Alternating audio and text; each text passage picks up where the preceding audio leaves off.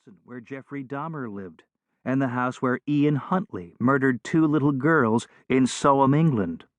Dahmer's place is now a parking lot, and 5 College Close has been laid to turf. Houses associated with notorious murders are difficult to resell.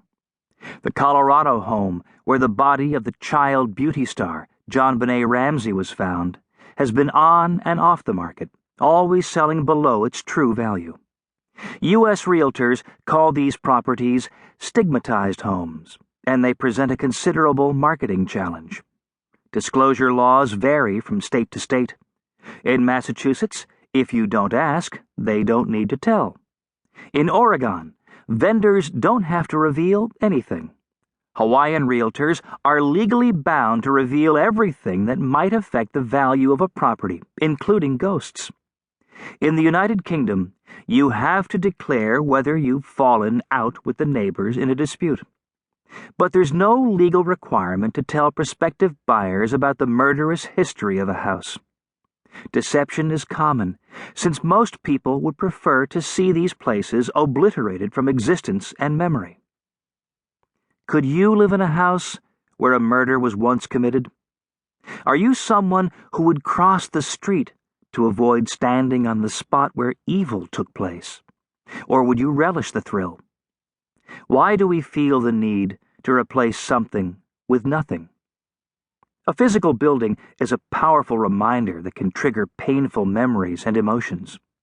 Maybe I was no better than the trail of ghoulish sightseers to Cromwell Street that Nick had witnessed over the years. If there's nothing to look at, then shouldn't this keep the weirdos away?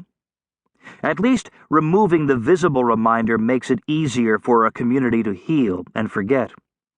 But demolishing the building, crushing the rubble into dust, and taking it away to secret locations with demolishers under oath, not to reveal the final whereabouts, seems a bit excessive. What would motivate a souvenir hunter to want to own a brick or some physical thing associated with a murderer? The same goes for objects such as Nazi memorabilia. The world's largest auction website, eBay, has banned the sale of these items and anything that glorifies hatred, violence, or intolerance. But what attracts people to them in the first place?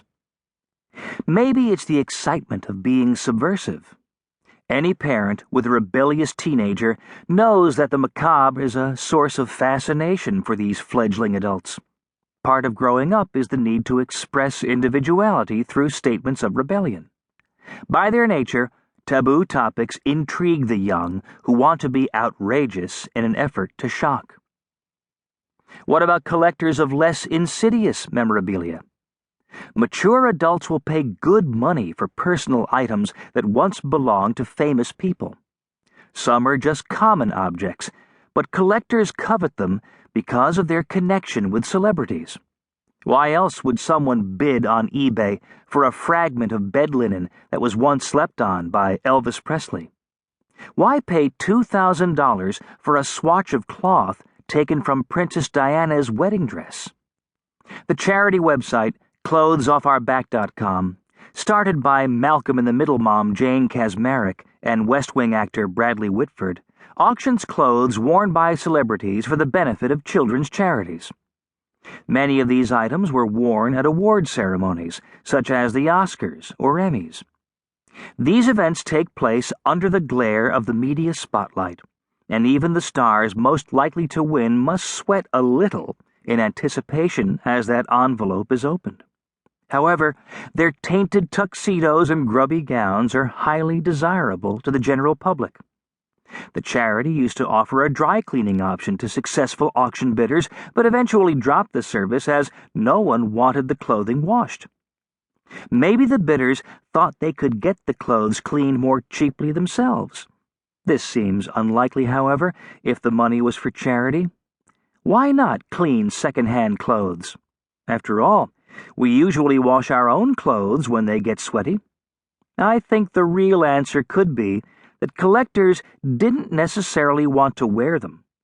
They wanted to own something intimate and personal to their idols, and the more connection, the better. It's a fetish in the original use of the word, a belief